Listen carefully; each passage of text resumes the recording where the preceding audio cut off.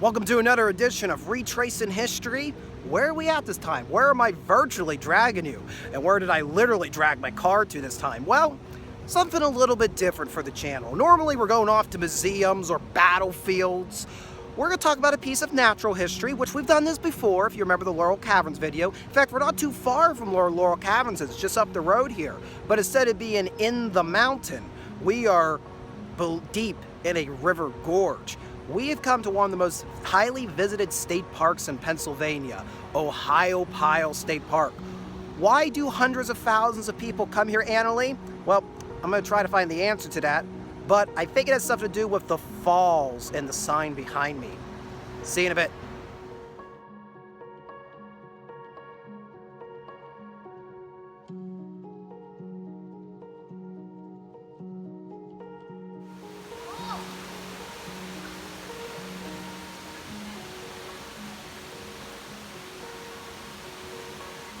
Okay, so we're obviously not in Ohiopyle yet. I'm doing some editing trickery. Started the tour in Ohiopyle, now we're outside. Why? Well, as you come toward Ohiopyle, if you go north to south on Route 381, you're gonna pass a white church with a small little cemetery in the background. And as you can see, it's relatively bare here. We got trees around us, but it's just always been really a picturesque view, and I've never known the history of this church, and we're gonna discover it right now. All right, Hickman Chapel, Whig Corner Baptist Church. Turn a century, local families from Fayette County constructed this modest one-story chapel on lands owned by M.C. Skinner and Peter Tissue. Originally it was called the Whig Corner Baptist Church, but the chapel was dedicated in September 8, 1901 in honor of Reverend William H. Hickman, who pastored the Indian Creek Baptist Church. Oh wow, I'm sorry, my throat. All right, I think I'm recovered from my coughing fit there. William H. Hickman, who pastored the Indian Creek Baptist Church from 1846 through 1851. Over time, the congregation dwindled, and by the early 1980s, regular church services were discontinued. In September of 2017, the remaining members graciously donated this chapel and cemetery to the Western Pennsylvania Conservancy to ensure its long-term preservation as part of the region's rural landscape and pastoral and agrarian heritage. And then there's a photograph there of the chapel sometime during the Great Depression, the 1930s. And you can see in this photograph, not much has really changed. It's this picturesque bend on Route 381 going down toward Ohiopyle.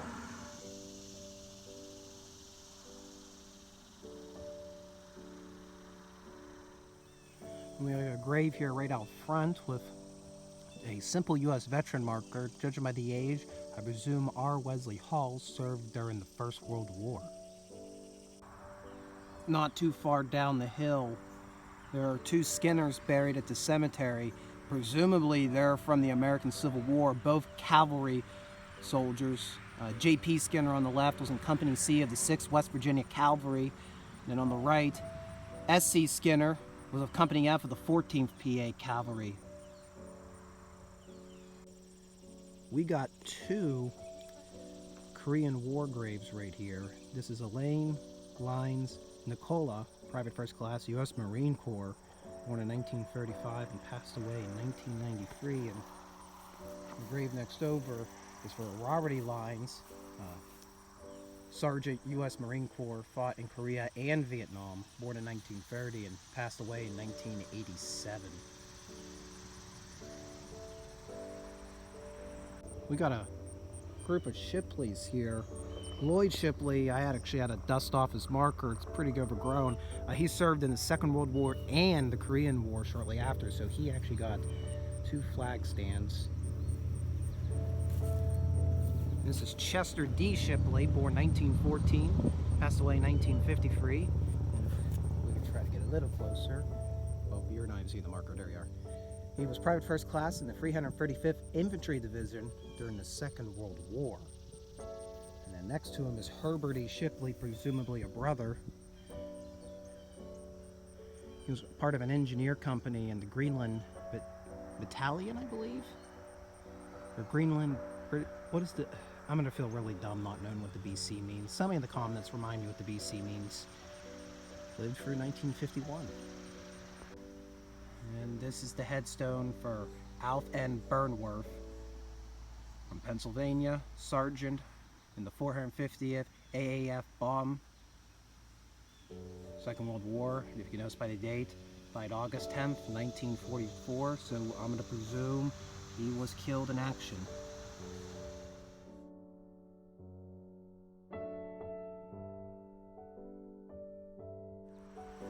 So yeah, that's Hickman Chapel and the small cemetery behind it, now preserved by the Western Pennsylvania Conservancy. So if you're traveling on Route 381 on your way to vacation in Ohiopyle, definitely consider pulling over, pay respects. There's a lot of military veterans buried here. All right, we're gonna back in the car on our way to Falls City. The drive into Ohiopyle is one of the most gorgeous drives you'll ever take. I would have to estimate you drop at least 1,000 feet in elevation going from the top of the mountain down into the Youghiogheny Gorge.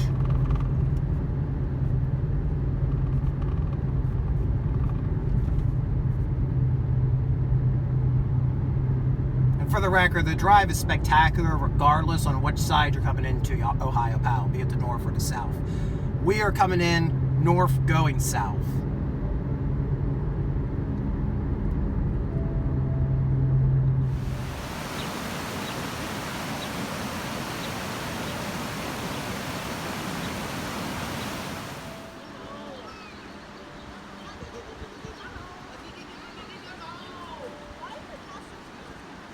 Now, I can give you a long explanation on why Ohiopyle is a highly sought after state park. And don't get me wrong, we're gonna get into that. We're gonna talk about some historical details, but you can hear why people here. Rather than me tell you, I probably should just show you.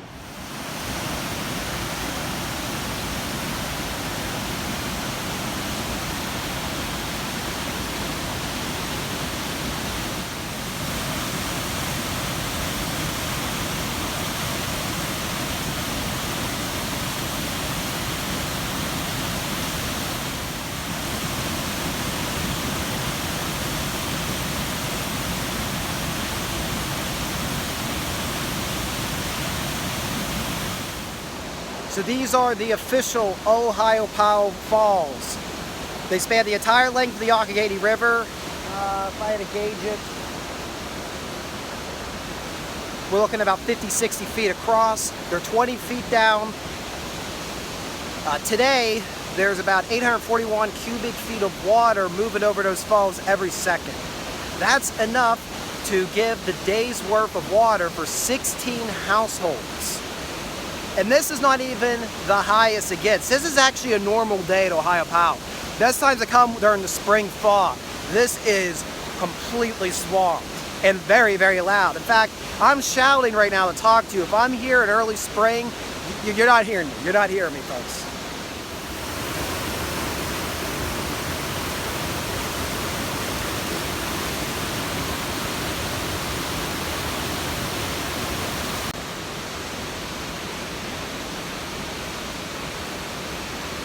Now, humans have always come in contact with these falls, but normally they didn't try to traverse them. If you did, your canoe would have been completely wiped out.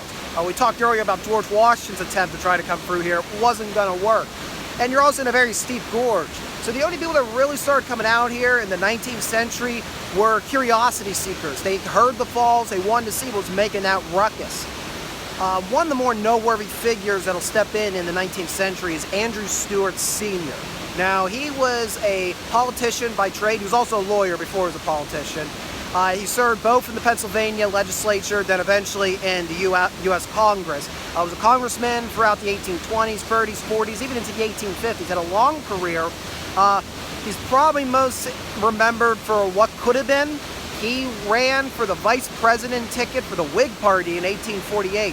He did not get the nomination. He was a runner-up. Who did get the nomination? Millard Fillmore. Now, the 1848 election was won by Zachary Taylor. Taylor, however, would die just a year and a half into office, and Fillmore would become the president of the United States. So Stewart, a man born here in Fayette County, was very close to becoming president of the United States. in any case, Stewart probably would rather you know what he did here at Ohiopyle. And what he ended up doing was his family owned a good chunk of this part of Fayette County. They own a lot of the different ridges you're seeing around me. And they wanted to start setting up some type of settlement down here. So what ended up happening was Stewart, for years, tried to get the Baltimore and Ohio Railroad to come through the gorge here. Now, the Baltimore and Ohio Railroad opened all the way back in the 1830s. It would not be until 1871 that they would start leasing the Connellsville and Youghiogheny River Railroad through the gorge. But once the old Baltimore and Ohio Railroad came through here, that kind of started people settling in the region and more people coming out to explore the falls you see before me. Now, a couple other things about Andrew Stewart. He had grand ambitions. He was constantly raising funds to upgrade the infrastructure in the mid-19th century here. He was able to get bridges over the Youghiogheny River and across its nearby creeks so people can more easily get their wagons here into the gorge. Now, when he dies in 1872, his sons are going to oversee the construction of a hotel. Actually would have been somewhat behind me over here on the Ferncliff Peninsula to take advantage of the warm, moist air that the river creates. It was a 4-story hotel opened in 1879, and that would be the first of 4 hotels that would be here by the turn of the 20th century.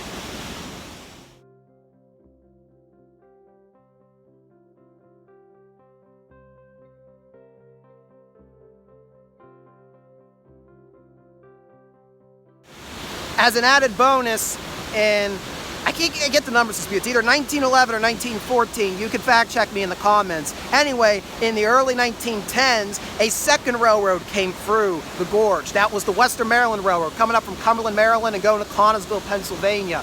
So you had 2 railroads on either side of the Youghiogheny River for most of the way.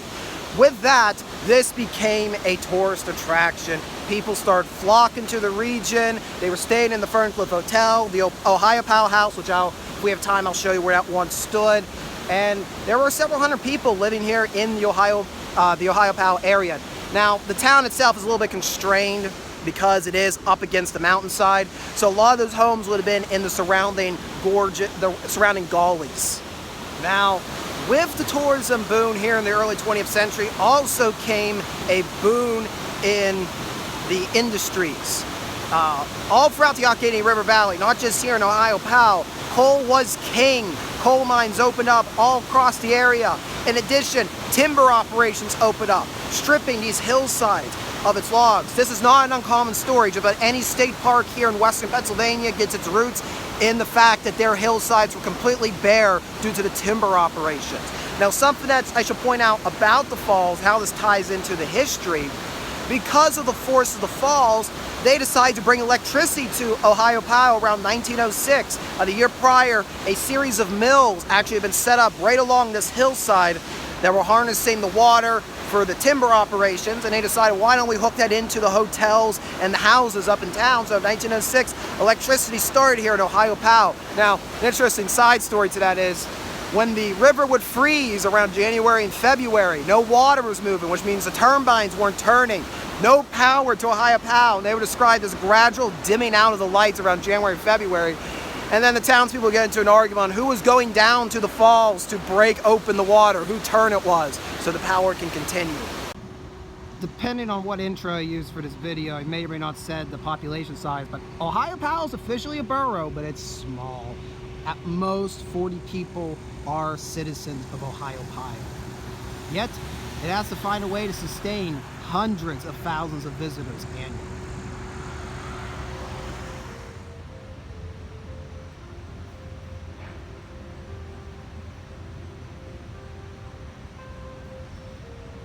Let me give you a bit of a layout of how everything's set up here. This was the former route of the Baltimore and Ohio Railroad. It's still in operation as CSX. That was laid in 1871. Then the Western Maryland came to town in 1911, I believe. And it is now the Great Allegheny Passage Bike Trail, and hopefully we'll get to explore both these bridges. The reason is it's the best way I can show you the drop-off of the river. Here's a little community of Ohiopyle. You see the rapids coming down here, coming past Ohiopyle, and they go in a horseshoe bend around what's called Ferncliff Peninsula. And this unique feature, because of the rapids moving so quickly, moisture is kept in this region, so temperatures a little bit warmer than it would be on average here in Pennsylvania. So there is some unusual plant life, unusual at least to Pennsylvania, growing in this very particular part of the peninsula. But the rapids actually descend 100 feet around the peninsula up to the high bridge over here. And then we continue. Now it sounds weird, but the Youghiogheny flowing north to south, and south to north, I mean. And the reason is it started up in high ground south of Pittsburgh, and then descending through the Allegheny Mountains, making its way. Eventually, the Youghiogheny will flow north and meet the Monongahela River in McKeesport, just a few miles south of Pittsburgh. And the Monongahela meets the Allegheny, Ohio, and well, you know the rest.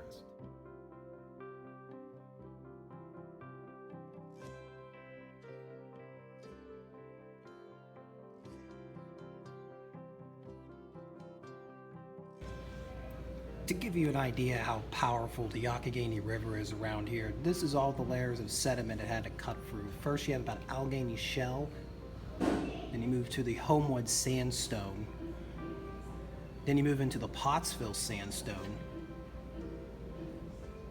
the long run conglomerate, only exposed in certain parts of the park. The Youghiogheny limestone, which that name may sound familiar if you watched our episode on Laurel Caverns. The dissolution of limestone is what created those caves not far from here. And of course, last but not least, coal. So we got a quite imposing figure of a river otter, and the reason is they were once indigenous to the region, but in the early 20th century, with all the industry to build up in the Youghiogheny River Gorge, water pollution and overtrapping effectively killed them off. So in the 1990s, the state park actually brought them back and has been continually reintroducing them to the population. Why am I talking about a river otter of all things? That one person in the chat knows.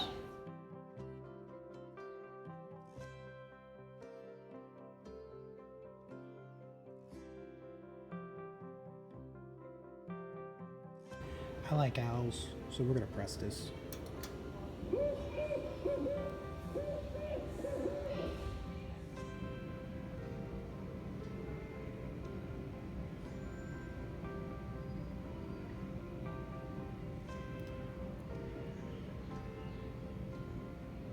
This is what Ohiopyle's famous for, whitewater rafting.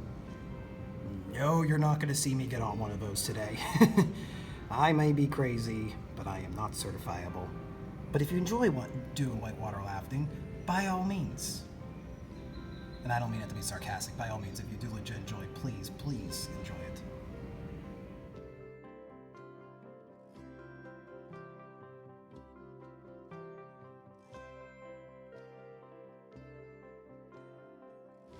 On the path to the visitor center, got a kind of an outdoor exhibit about the evolution of whitewater rafting. And it starts with George Washington.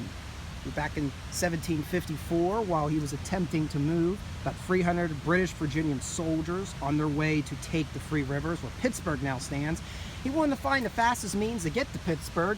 He was hoping he can use the Youghiogheny River, but the story goes when he saw the falls here in Ohiopyle, he decided to turn back, and even his quote is saying, "The Youghiogheny can never be made navigable."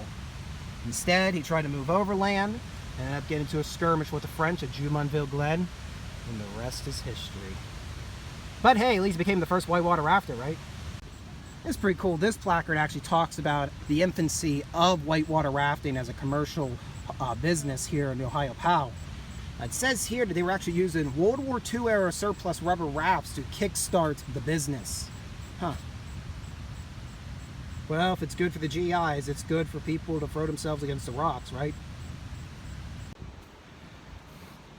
Now, one of the events that gave a sudden change to Ohiopyle's history was the St. Patrick's Day flood of 1936. Now, the St. Patrick's Day flood, I think we've brought it up in earlier videos in the Pittsburgh area, and one day I'm going to do a proper documentary on it.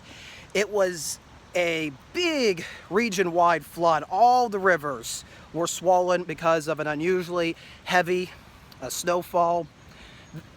And that, I think, combination with a rainstorm, it was just not a good mess. Worst flood in Pittsburgh history. Did a lot of damage to a lot of the tributaries to the three main rivers, including here at Ohiopyle. I don't know if the grist mill was completely wiped out, but it was severely damaged. A lot of the, I guess you want to say, tourism paraphernalia that would have been along the river was washed away. The timber operations, which were already on hard times due to the Great Depression, that kind of made their decision to close up. So from that point on, Ohiopyle was destined to be a tourist hub. Now, it would be a little bit of a long and windy road to get there. When we say tourist hub, what do we mean by? Well, in the 1950s, an idea was they were going to put a giant amusement park on the Ferncliff Peninsula right behind me. Residents of the town and other conservationists did not like that idea and began scrambling funds and organizations together to try to start buying the land piecemeal. So what you're going to see happen throughout the 1950s and early 60s are all these various different entities, be it an individual or an organization, buying parts of the Youghiogheny River Gorge centered upon Ohiopyle. But it's not a centralized effort yet. Eventually, what ended up happening was, in the early 1960s, the state started showing interest in buying all of the preserved lands up and buying more land of the former timber operations to make this state park. And officially, with the Project 70 Act that was passed through Pennsylvania legislature, funds were raised to start buying land. Now, this is a little bit of a sticky subject, especially here in western Pennsylvania, because what ended up happening was Project 70 essentially allowed the state to go in and declare eminent domain on any land that they wanted for the state parks. I'm sure that's not how it's said. I'm sure it's 1,000 words of legal documents, but at least to the civilian population, that's what it felt like. So they start buying all these lands for eminent, they start taking all this land for eminent domain. Ohiopyle's population, which was already small, dwindled to its present-day population of approximately 40 as a result. And there are still some bitter feelings with people who were dislodged back in the 60s. Ultimately, what ends up happening, however, by 1965, the first segment of the Ohio State Park is opened, and in 1971, it will officially be dedicated. Ohiopyle State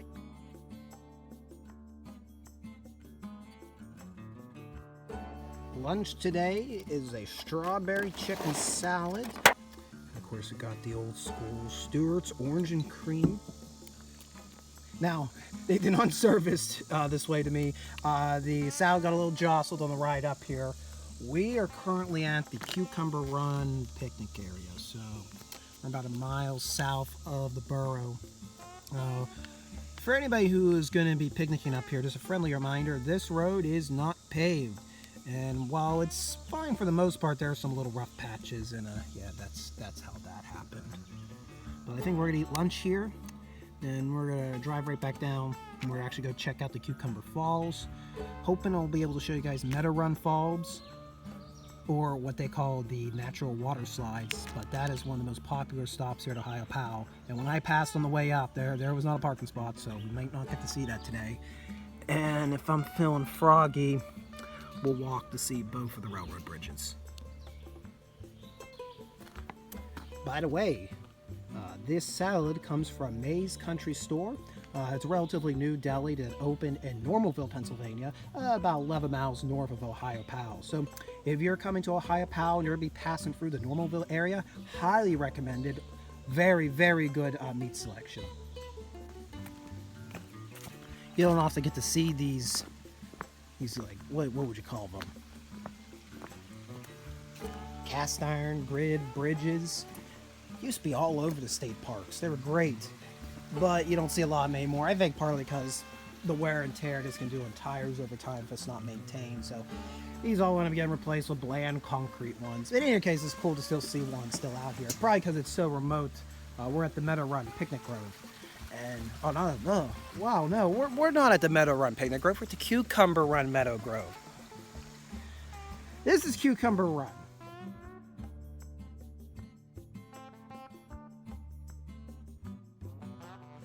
So I am now standing at the Meadow Run water slides. Well, actually I'm above it. You can't see it, it's right below me, I promise, and I'll be showing videos right now while I talk.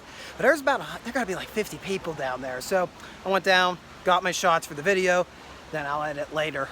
Anyways, why are there water slides at a state park? Well, they're not man-made. The DCNR did not put these here. This is from natural erosion of the rocks by Meadow Run. So it makes this very narrow but somewhat smooth channel through the rocks. And to top it all off, at the bottom of the falls, there's actually a natural pool where the water's a little bit still that you can catch your breath. So for many years, locals have known about these natural water slides and have always gone down to get cooled off on a hot summer day like today, and no exception on this afternoon.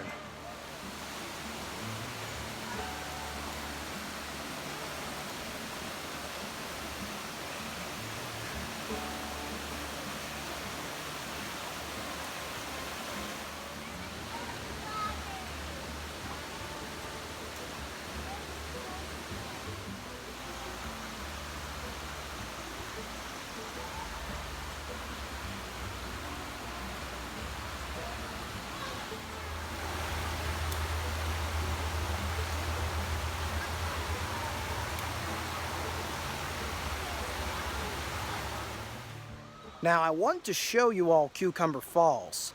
Problem is, I've already went past once, parking lot's filled. And I'm not parking alongside the road. It's a hairpin turn around the falls.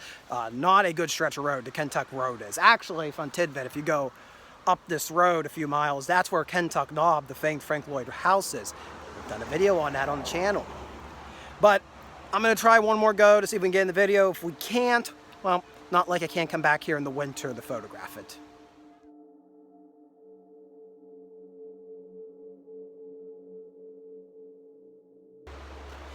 Alright, so bad news. I tried to go past Cucumber Falls again. Still no parking. Probably will be no parking all day. So we're gonna change track. We'll hopefully catch back in another episode about Cucumber Falls. We're gonna change track literally, as I'm going to walk a bit of the old Western Maryland Railroad through Ohiopyle, and I'm going to show you those two railroad bridges where you can see the 100-foot drop that the Youghiogheny River takes around the Ferncliff Peninsula.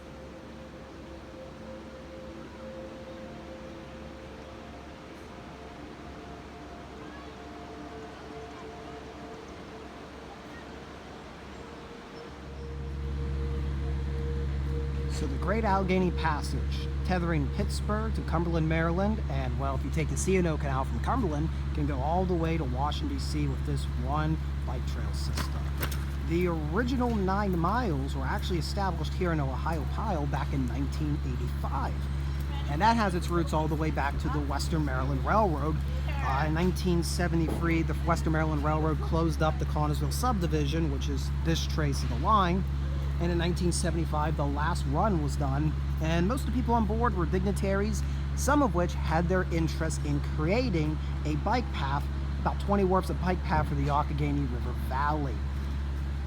Now, it took a little while to get the funding, but in 1985, the first 9 miles were open, centered here in Ohiopyle. Now, it would take many more years and a lot more different agencies to improve the pathway all the way to Pittsburgh and all the way down to Cumberland. But today, this is one of the most heavily used bike trails in the United States.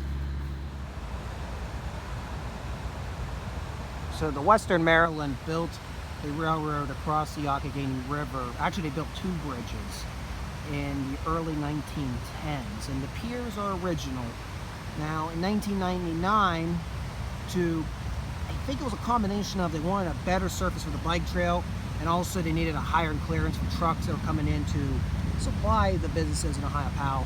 They tore down the old railroad truss and replaced it with this bow-strung truss that you now see seated on the original piers. Interesting note, from what I have read, this bridge, this bike trail bridge, is the longest bow-strung truss bridge in the state of Pennsylvania.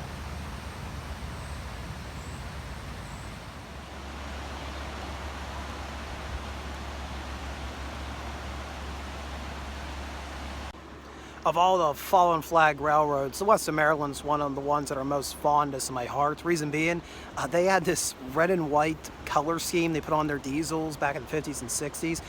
The circus scheme, as some called it. When you see it pop in the sunlight, oh, it's really cool looking.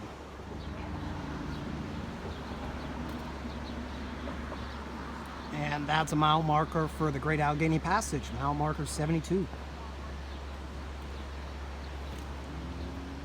Might be hard to see for the chain link fence on the Gap Bridge, but over there is the railroad crossing for the former Baltimore and Ohio, still in operation. That is now CSX Transportation.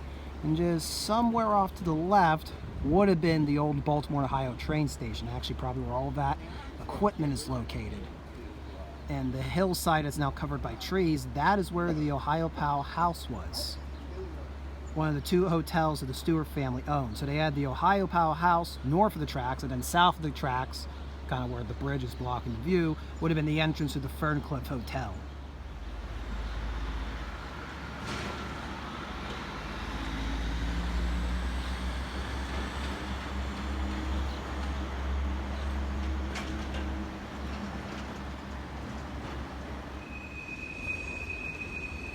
So we've just crossed onto the Ferncliff Peninsula, and it's only about a few hundred feet or so that it stays on the peninsula, at least the Western Maryland tracks do. And when we enter, I should say when we exit the peninsula and traverse the Youghiogheny again, it's going to be impressive how far the river has plummeted.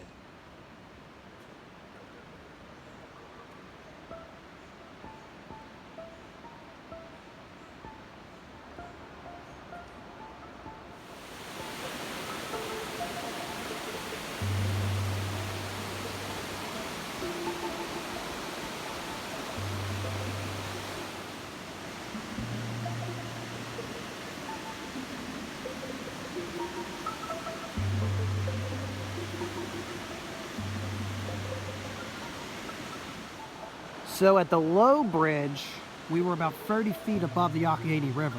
Here at the high bridge, it's 100 feet above the Yough River. Now, one of the reasons whitewater rafting is so popular in Ohiopyle is because of the topography. So this is I want to keep saying funicular, that's an incline. This is Ferncliff Peninsula. Just on the other side is the borough of Ohiopyle and the visitor center where we started our trip. That's just next to the visitor center, a couple hundred feet over there, is where they start most of the whitewater rafting tours. And then, conveniently, goes around this bend to pick up speed so you can have the excitement of going through the various whirlpools. This is typically where the tours end. There is a trail path right there where they can take their boats out and walk them back across the peninsula, back to the starting line. So it's set up pretty conveniently to start and end, and you don't have to travel too far. However, for those adventure seekers, you are willing to continue further down the rapids.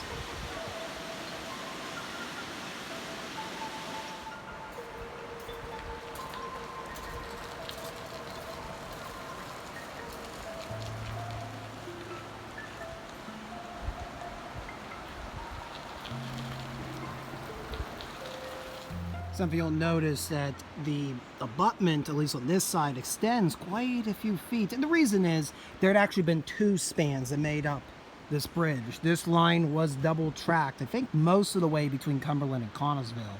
This half was torn out once the railroad closed up. But the half that we're standing on, you will notice, is the original trestle. It's one of my dreams someday to be able to bike the entire length of the trail from Pittsburgh to Cumberland, maybe even all the way, use the C&O Canal to DC. I'm not much of a bicyclist, and while I feel I'm in decent shape, I don't know if I'm in shape for a bike ride like that, but I want to do it for the history. I want to traverse the railroad grays of the Pittsburgh and Lake Erie, of the Western Maryland, which we're upon right now, and then follow the C&O Canal towpath. We've seen bits of this bike trail before. We visited the Paw Paw Tunnel. We're going to visit Harper's Ferry. We're visiting the Ohiopyle right now. So hopefully one day, oh, Darmine, that was on the Gap. I forgot to mention it. Hopefully one day I can work up the courage, and it could be a whole series on the channel. And I also want to do it just to say I've seen it all. Confluence is just 11 miles to our south, rightfully named because it's the confluence of 3 different waterways. Then there's the community of Rockwood, Myersdale, Frostburg, Cumberland, Maryland, and then that's where the Great Youghiogheny Passage ends, but the C&O Canal begins all the way down to Washington, D.C.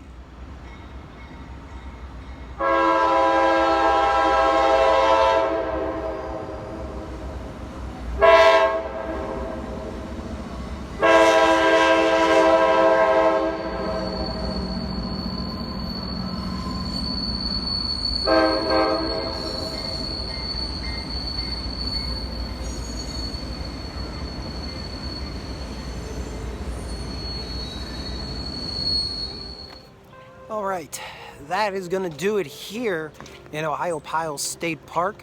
Hope you enjoyed coming to see the Niagara Falls of Pennsylvania. And hopefully, with visuals, we're able to answer you why so many people travel to this spot to see the falls. Well, if you stay till the end of the video, one thing you can do is hit the like button as the truck passes. Yeah, hit that like button if you stay the whole way through. You're going to stay through as the truck drives past. Did you hit the like button yet? Once the truck passes, you can't hit the like button. Oh, well, you missed your chance. If you want to go the extra mile and keep me going out to these sites to do retracing history, the simplest way is to buy me a cup of coffee through my Ko-fi link. The link will be in the description below. And if you enjoy videos like this and want to be the first notified when another edition of Retracing History comes out, be sure to subscribe to Readout Productions. Thank you for watching. We'll see you in the next video.